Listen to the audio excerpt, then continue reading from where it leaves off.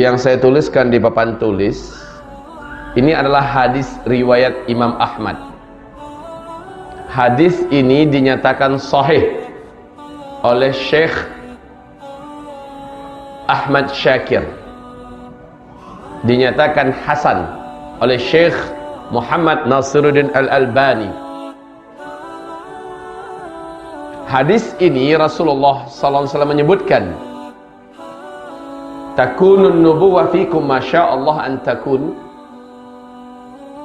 thumma yarfa'u Allah idha sya'a yarfa'aha, thumma takunu khilafatan ala minhajin nubuwah fatakunu masya'allah an takun, thumma yarfa'uha idha sya'a yarfa'aha, thumma takunu mulkan 'addan, wa fi riwayah mulukan 'adudah, fatakunu masyaallah an takun, thumma yarfa'uha idza syaa yarfa'aha, thumma takunu mulkan jabbaran, wa fi riwayah mulukan jabariyatan, fatakunu masyaallah an takun, thumma yarfa'uha idza syaa yarfa'aha, thumma takunu khilafatan ala minhajin nubuwah, thumma sakat.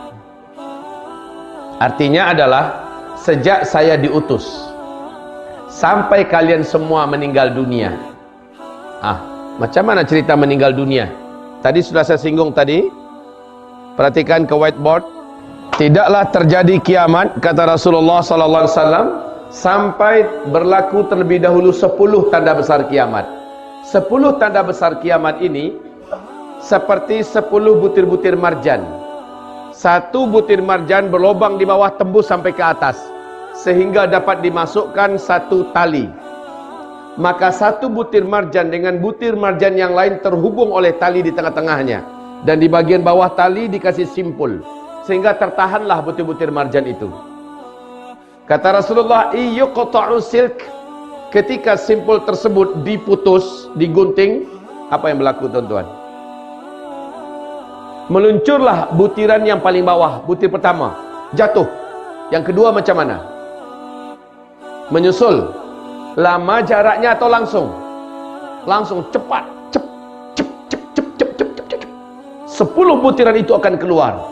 Maknanya 10 tanda besar kiamat. Apabila yang pertama sudah terjadi, maka yang kedua akan menyusul dalam waktu cepat.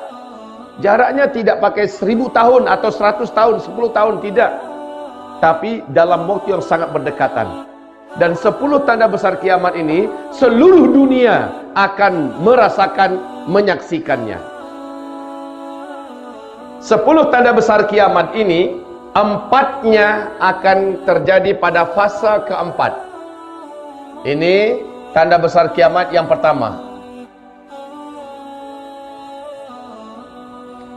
Terjadinya dukhan, yaitu kabut tebal yang teramat sangat tebal lagi panas, bersatu dengan awan, dengan asap yang panas, menyelimuti bumi selama 40 hari 40 malam. Bumi gelap gulita, tidak ada yang mampu melihat apapun. Orang tidak boleh membezakan bila malam bila siang, sehingga para sahabat bertanya, macam mana kami nak membezakan waktu solat? Nabi mengatakan, kalian kira-kira saja. Telapak tangan kalian dekatkan ke arah wajah, tak sanggup melihat apapun. Padahal itu siang hari, tak sanggup lihat apa-apa. Dukhan akan terjadi apabila terjadi hantaman meteor. Ini hantaman meteor. Riwayat hantaman meteor ini adalah dari Ibnu Abbas, yang tadi saya bacakan hadisnya.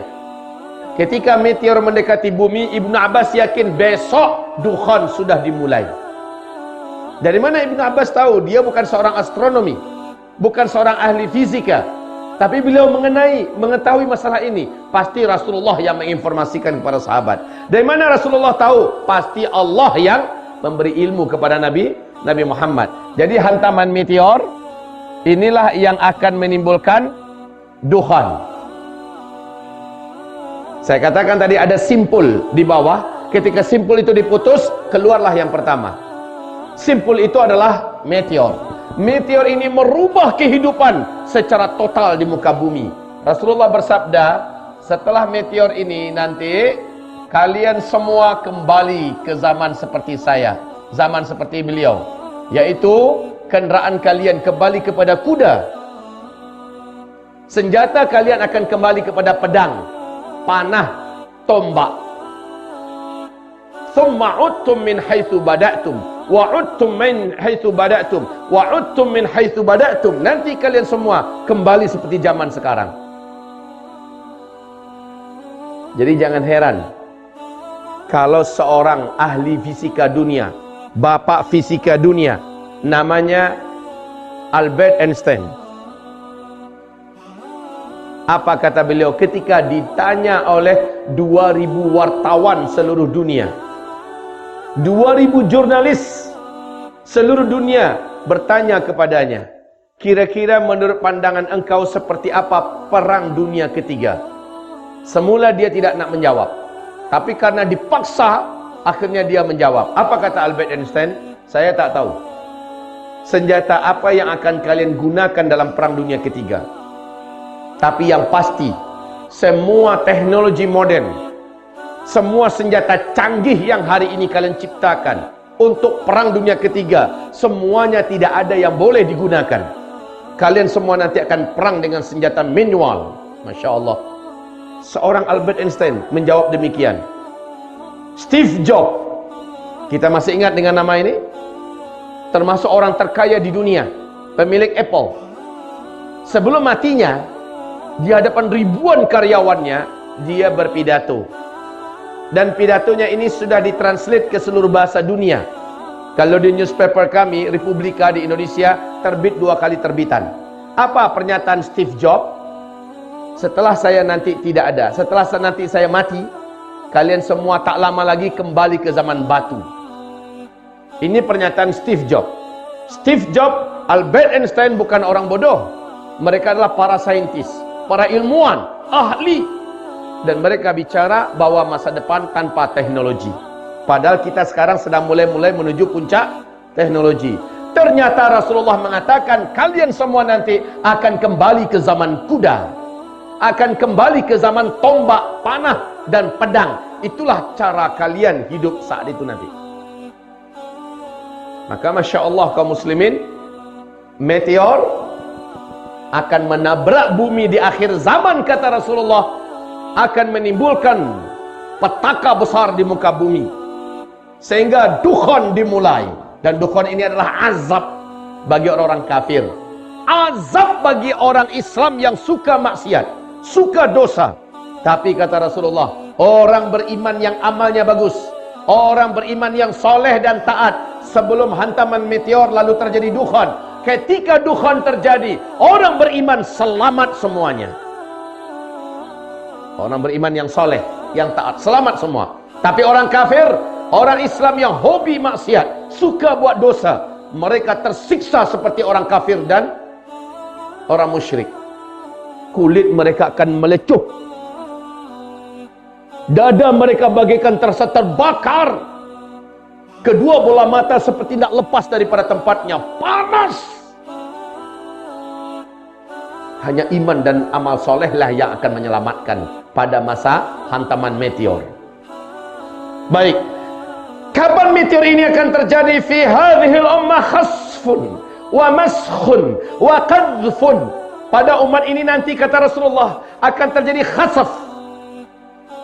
Khasaf yaitu banyaknya terjadi bagian bumi ini yang terbelah, tenggelam karena tsunami, reruntuhan bukit-bukit, sehingga banyak yang tenggelam, air laut naik, banjir di mana-mana. Maskhun wa qadhfun, hujan meteor akan menghantam bumi di akhir zaman. Wa maskhun, banyak orang-orang yang berubah bentuknya menjadi buruk rupa dan jelek. Qalu, para sahabat bertanya, wa mata dzak ya Rasulullah, alangkah mengerikan yang engkau sampaikan ini ya Rasulullah, kapan itu akan berlaku? Nabi bersabda, apabila umatku sudah melakukan 3 benda ini, 3 perkara ini bersamaan, secara serentak mereka buat, kalian temukan di zaman itu serentak. Idza zaharatil qainat, ini yang pertama. Wal ma'azif, ini yang kedua. Wasyuribatil khumur, ini yang ketiga. Apabila umatku di mana-mana sudah banyak bermunculan biduanita, penyanyi-penyanyi wanita di mana-mana. Kedua, wal ma'azif, apabila musik, alat-alat musik sudah disenangi, dicintai, disukai oleh umatku di mana-mana. Di mana-mana. Bahkan Arab Saudi yang dulu paling terkenal, tertutup dalam masalah ini sejak 2 tahun belakangan. Ketika Arab Saudi dipegang oleh Muhammad bin Salman, Arab Saudi sudah menjadi negara liberal. Dan kita sudah dengar, di mana-mana di kota-kota besar di Arab Saudi sudah sering diadakan konser-konser musik raksasa. Betul tidak? Jangankan itu lagi, di depan Masjidil Haram, di bawah Hotel Safwa, kan ada tempat orang biasa menjual muratal Quran. Al-Quran dan muratal-muratal Quran banyak dihidupkan di sana. Asal kita lewat di Hotel Safwa, pasti hidupnya muratal Quran. Tapi kemarin saya terkejut. Saya ketika lewat dengan jamaah, musik sedang diputar di situ.